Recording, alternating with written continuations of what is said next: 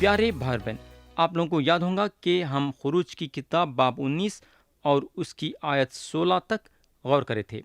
اب ہم آیت 17 سے شروع کریں گے اور پڑھیں گے آیت 17 سے آیت 21 تک۔ لکھا ہوا ہے، اور موسیٰ لوگوں کو خیمہ گاہ سے باہر لایا کہ خدا سے ملائے، اور وہ پہاڑ سے نیچے آ کھڑے تھے، اور کوہ سینا اوپر سے نیچے تک دھوئیں سے بھر گیا، کیونکہ خداوند شعلے میں ہو کر اس پر اترا، اور دھواں تنور کے دھوئیں کی طرح اوپر کو اٹھ رہا تھا، اور وہ سارا پہاڑ زور سے ہل رہا تھا۔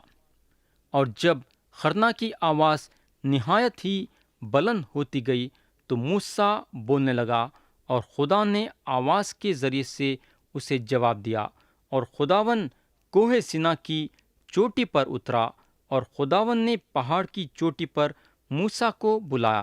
سو موسیٰ اوپر چڑھ گیا، اور خداوند نے موسیٰ سے کہا کہ نیچے اتر کر لوگوں کو تاکیدن سمجھا دے، تا ایسا نہ ہو کہ وہ دیکھنے کے لیے حدوں کو توڑ کر خداوند کے پاس آ جائیں، اور ان میں سے بہت تیرے ہلاک ہو جائیں۔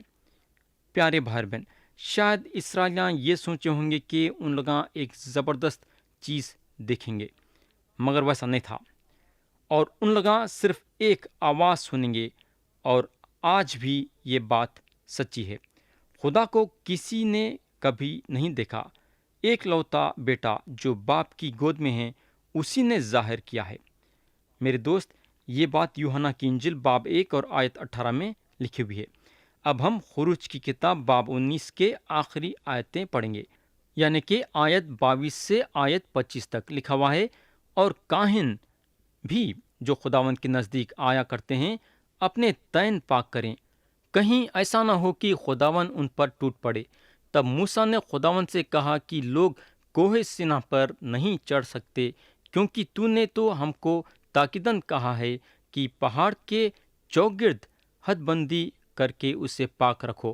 خداوند نے اس سے کہا، نیچے اتر جا اور ہارون کو اپنے ساتھ لے کر اوپر آ، پر کاہن اور عوام حدیں توڑ کر خداوند کے پاس اوپر نہ آئے، تا نہ ہو کہ وہ ان پر ٹوٹ پڑے۔ چنانچہ موسیٰ نیچے اتر کر لوگوں کے پاس گیا اور یہ باتیں ان کو بتائیں۔ پیارے بھائی بہن، اگر اسرائیلیوں کو یہ بات کا پتہ چلتا کہ ان لوگاں کتنے کمزور ہیں، تو کبھی بھی خدا سے یہ وعدہ نہیں کرتے تھے کہ ان لوگاں اپنے وعدے کو رکھیں گے۔ اگر اسرائیلیوں کو یہ پتہ چلتا کہ شریعت پہ عمل کرنا کتنا مشکل کا کام ہے، تو کبھی بھی خدا سے وعدہ کرنے کی غلطی نہیں کرتے تھے۔ میرے دوست، خدا کے طرف سے شریعت حاصل کرنے میں اور فضل حاصل کرنے میں بہت فرق ہے۔ آج کا زمانہ فضل کا زمانہ ہے، اور اگر آپ اپنے دل کھول کے خدا کے پاس آئیں گے تو خدا اپنا فضل دینے کے لیے پیچھے نہیں ہٹیں گا۔ کیا آپ خدا کی طرف سے فضل حاصل کرنا چاہیں گے کیا؟ تو یہاں ختم ہوا باب 19، اور اب ہم باب 20 اٹھائیں گے۔ اگر سرسری طور سے یہ باب میں اگر ہم دیکھیں گے تو ہم کو معلوم ہوگا کہ خدا اسرائیلیوں کو 10 حکمیں دیتا ہے۔ خدا بت پرستی سے دور ہو بولتا ہے۔ خدا جب آتا ہے تو اس کا اثر لوگوں پہ پڑتا ہے، اور خربنگاہ کو مد نظر رکھتے ہوئے نیک ہدایت کی جاتی ہے۔ خروج کے کتاب کے 20ویں باب میں شریعت دی جاتی ہے۔ پیارے بھائی بہن، پہلے اسرائیلیوں کو خدا کے طرف سے 10 حکمیں دی جاتی ہیں، مگر یہ شریعت کا ایک حصہ ہے۔ خربنگاہ کے بھی اور طریقے بتائے گئے ہیں۔ خربنگاہ اور شریعت ایک ساتھ چلتے ہیں۔ شریعت یہ ظاہر کرتی ہے کہ آدمی گنہگار ہے اور اس کو ایک مونجی کی ضرورت ہے، اور ایک خربنگاہ ہونا چاہیے جس پہ نذرانے چڑھانا ضروری ہے، یعنی کہ قربانیاں چڑھانا ضروری ہے۔ بولنے کا مطلب یہ ہے کہ گناہ کے معافی کے لیے خون بہانا ضروری ہے۔ پیارے بھائی بہن، میں یقین کرتا ہوں کہ آپ کے گھر میں ضرور ایک آئینہ رہے گا جس کے نیچے ہاتھ منہ دھونے کا ایک بیسن رہے گا۔ آئینہ جو ہے شریعت کی تصویر ہے، مگر آپ آئینے سے اپنا منہ نہیں دھو سکتے۔ آئینہ صرف یہ ظاہر کرتا ہے کہ آپ کے منہ پہ کتنا میل ہے۔ ویسا شریعت جو ہے آئینہ ہے جو آپ کے گناہ کو ظاہر کرتا ہے، اور اس کے نیچے جو ہاتھ منہ دھونے کا بیسن ہے۔ تو پیارے بھائی بہن، خدا اسرائیلیوں کو 10 حکمیں دیتا ہے جو ان کے اچھے اور خراب زندگی کے بارے میں بتاتا ہے، یعنی کہ کیا کیا کرنا اور کیا کیا نہیں کرنا۔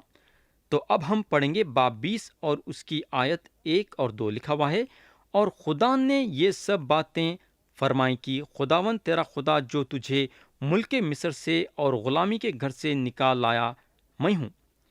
تو خدا یہاں یہ بولنا چاہ رہا ہے کہ کیونکہ میں تم لوگوں کو مصریوں کے بندی سے چھڑا کے لایا ہاں، اس لیے میں تم لوگوں کو شریعت دے رہا ہوں۔ اسرائیلیاں شریعت مانگے اور خدا ان کے دل کے خواہش کو پوری کرا، اور سب سے پہلے ان کو 10 حکمیں دیا۔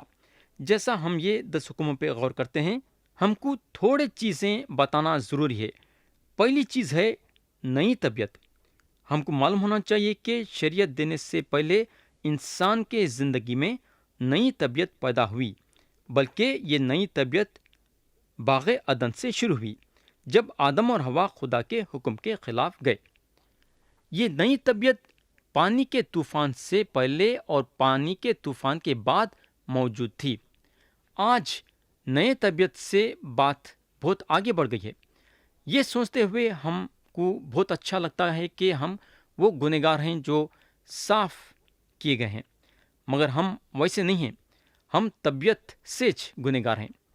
10 حکمیں جو ہمارے سامنے رکھی گئی ہیں وہ یہ ظاہر کرتی ہیں کہ خدا کتنے اونچے خیال کا ہے، یعنی کہ خدا چاہتا ہے کہ ہم ایک منزل تک پہنچے اور ہمارے زندگی کا رہن سہن اس منزل تک پہنچائے۔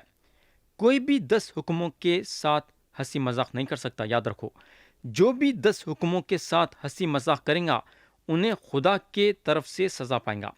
پیارے بھائی اور بہن، زیادہ تر ہم جیسے پیغام دینے والوں پہ جو خدا کے فضل کے بارے میں بتاتے ہیں، یہ انگلی اٹھائی جاتی ہے کہ ہم شریعت کی قدر نہیں کرتے ہیں۔ ہمارے بارے میں یہ بتایا جاتا ہے کہ ہم شریعت کی بے حرمتی کرتے ہیں، ہم شریعت کو ٹھکراتے ہیں، بلکہ یہ پڑھاتے ہیں کہ کیونکہ ہم شریعت کے ذریعے سے نجات نہیں پاتے ہیں تو شریعت کو توڑ سکتے ہیں۔ مگر میرے بھائی، یہ سچ نہیں ہے، بلکہ ہر پیغام دینے والا جو خدا کے فضل کے بارے میں پڑھاتا ہے اور یہ جانتا ہے کہ نجات ایمان کے ذریعے سے ہے، شریعت کے بارے میں یہ بھی جانتا ہے کہ شریعت کتنی اہم چیز ہے۔ پولس رسول جو ہیں شریعت کو مد نظر رکھتے ہوئے ایک اچھی بات بتائیں ہیں۔ انہوں بولتے ہیں، جہاں رومیو کے خط باب 6 اور آیت 1 اور 2 میں لکھا ہوا ہے، پس ہم کیا کہیں؟ کیا گناہ کرتے رہیں تاکہ فضل زیادہ ہو؟ ہرگز نہیں، ہم جو گناہ کے اعتبار سے مر گئے کیوں کر اس میں آئندہ کو زندگی گزاریں۔ میرے بھائی، اگر آپ یہ سوچتے ہیں کہ آپ گناہ میں زندگی گزار سکتے ہیں اور اپنی مرضی سے 10 حکموں کو توڑ سکتے ہیں تو آپ خدا کے فضل سے نجات نہیں پائے ہیں۔ اگر آپ واقعی میں نجات پائے ہیں تو آپ خدا کو خوش کرنا چاہیں گے اور اس کے مرضی پہ چلنا چاہیں گے، اور خدا جو اپنی مرضی ہم پہ ظاہر کرا ہے وہ اس کے دیے ہوئے 10 حکموں پہ ظاہر کرا ہے۔ تو میں یہ یقین کے ساتھ بول سکتا ہوں کہ جو پیغام دینے والا خدا کے فضل کے بارے میں بتاتا ہے، وہ پیغام دینے والا خدا کے شریعت کو بھی عزت کرتا ہے، یعنی کہ شریعت کی عزت کرتا ہے۔ اب سوال یہ ہے کہ شریعت کیا ہے؟ شریعت وہ چیز ہے جہاں خدا آدمی کے سامنے وہ سارے باتیں رکھا ہے، یہ امید سے کہ آدمی وہ سارے باتوں پہ عمل کرے اور گناہ سے دور ہوئے۔ ہم کو معلوم ہونا چاہیے کہ شریعت میں نہ فضل ہے نہ رحم ہے۔ شریعت میں خدا اپنی پاک مرضی کو انسان پہ ظاہر کرا۔ زبور لکھنے والے لکھتے ہیں، خداوند کی شریعت کامل ہے، وہ جان کو بحال کرتی ہے۔ خداوند کی شہادت برحق ہے، نادان کو دانش بخشتی ہے۔ تو پیارے بھائی بہن، شریعت ہمارے طرف سے کاملتا چاہتی ہے۔ میں آج تک کوئی ایسے انسان سے نہیں ملا جو کامل بنا ہے۔ ہم کو معلوم ہونا چاہیے کہ شریعت کوئی ایسی ویسی بیکار چیز نہیں ہے۔ شریعت کو ہمارے اچھے خیالاتوں سے کوئی تعلق نہیں ہے۔ شریعت ہم سے یہ چاہتی ہے کہ ہم پوری طریقے سے حکموں پہ عمل کریں۔ کئی کو بولے تو خدا کا کلام بتاتا ہے کہ خداوند کی شریعت کامل ہے، خداوند کی شہادت برحق ہے، خدا کی شریعت خدا کے طرف سے ظاہر ہوئی ہے۔ خدا جو ہے صحیح اور جھوٹ کے بیچ میں لکیر کھینچ دیا ہے۔ اب سوال یہ پیدا ہوتا ہے کہ آپ کو کیسا معلوم ہونا کہ کیا صحیح ہے؟ یہ بات ہم کو خدا بتاتا ہے۔ یہ نسل یعنی کہ یہ نسل جو آزادی چاہتی ہے، یہ سوال کرتی ہے کہ صحیح کیا ہے؟ چرانا کئی کو غلط ہے؟ یہ ان کا سوال ہے۔ کئی کو بولے تو خدا بتایا ہے کہ چرانا غلط بات ہے، چرانا جھوٹ بولنا یا بلاتکاری کرنا غلط ہے۔ کئی کو بولے تو خدا بول دیا کہ یہ غلط کام ہے۔ شریعت یہ بھی ظاہر کرتی ہے کہ خدا کون ہے، اور جو فاصلہ خدا میں اور انسان میں آ گیا ہے، شریعت وہ بھی ظاہر کرتی ہے۔ پولس رسول گلاطیوں کے خط میں لکھتے ہیں، ایک سوال ہے وہاں، اگر ہم باب 4 اور آیت 21 پڑھیں گے تو انہوں بولتے ہیں، مجھ سے کہو تو تم جو شریعت کے ماتحت ہونا چاہتے ہو، کیا شریعت کی بات کو نہیں سنتے؟ پیارے بھائی اور بہن، آپ کا یہ سننا ضروری ہے کہ شریعت کیا بولتی ہے۔ کئی کو بولے تو آدمی 10 حکموں کے ذریعے سے ترازو میں تولا گیا ہے اور اس کی جان طلب کی جاتی ہے۔ شریعت یہ بھی ظاہر کرتی ہے کہ آدمی کون ہے، اور اس کے ناقابلیت کو بھی ظاہر کرتی ہے کہ آدمی جو ہے وہ فاصلے کو کم نہیں کر سکتا جو فاصلہ اس کے اور خدا کے بیچ میں آ گیا ہے۔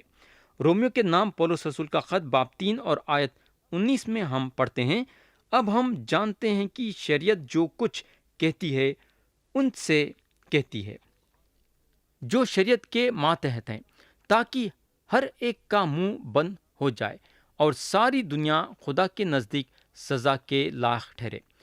پولس رسول رومیو کے خط باب 8 اور آیت 3 میں بولتے ہیں، اس لیے کہ جو کام شریعت جسم کے سبب کمزور ہو کر نہ کر سکی، وہ خدا نے کیا، یعنی اس نے اپنے بیٹے کو گناہ آلودہ جسم کی صورت میں اور گناہ کی قربانی کے لیے بیچ کر جسم میں گناہ کی سزا کا حکم دیا۔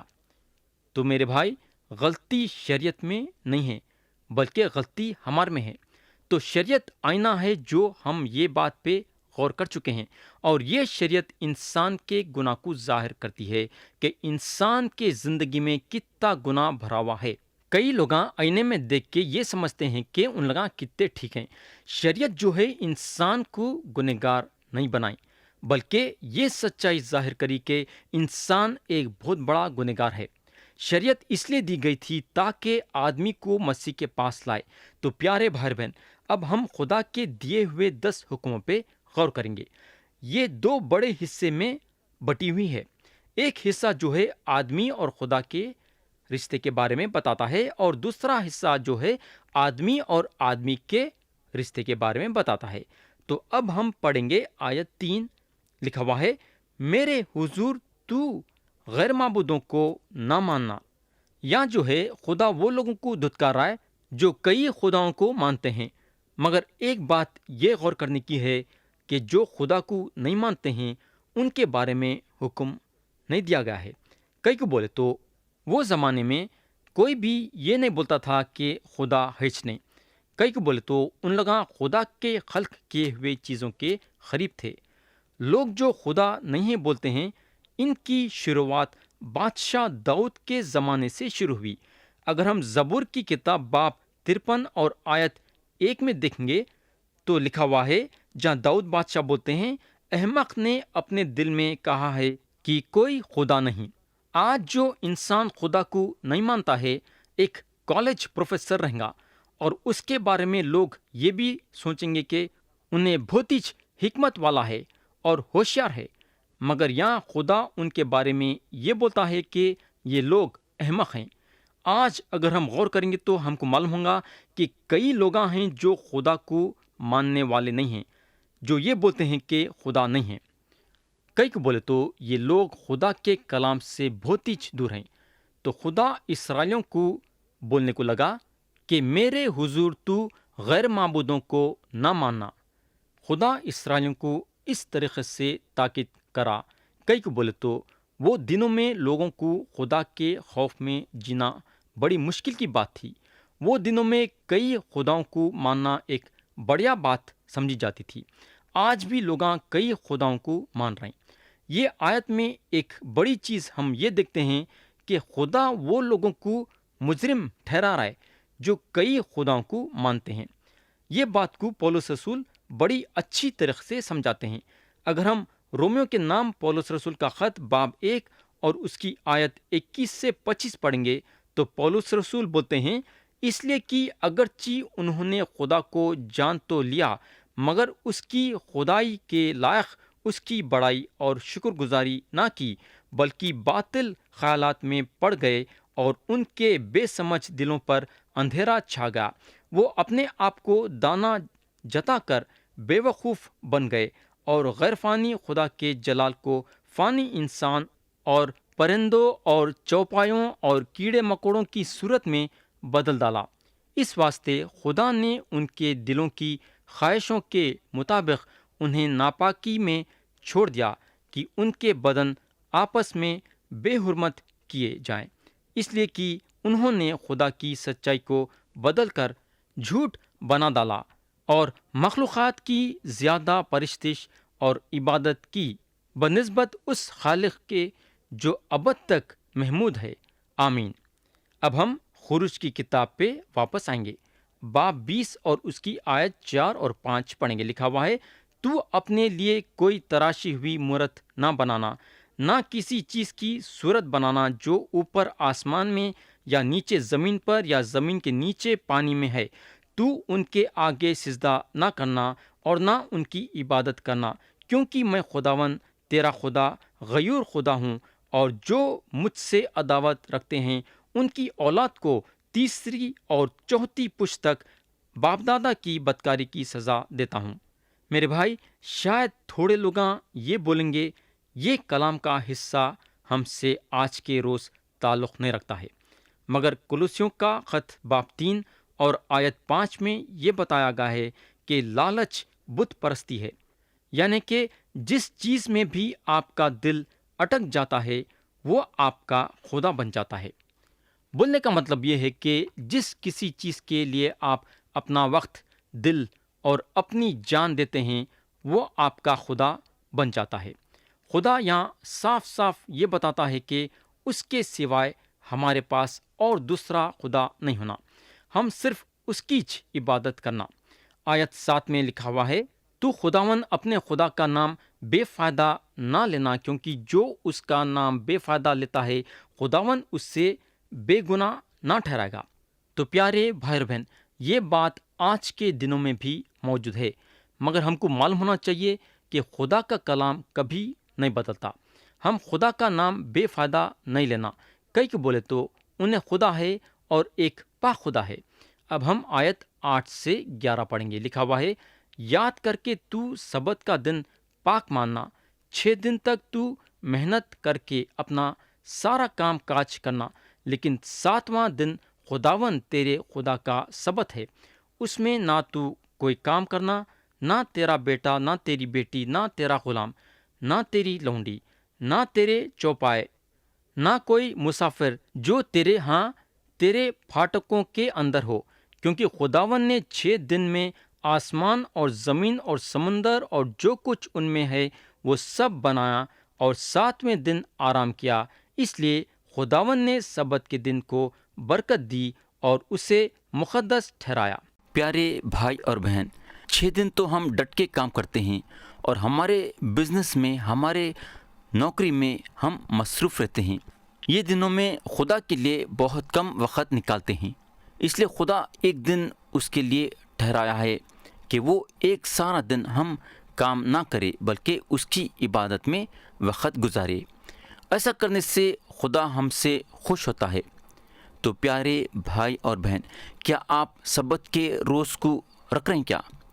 کیا آپ اپنے کاموں سے چھٹی لے کے خدا کے لیے وقت نکال رہے ہیں کیا؟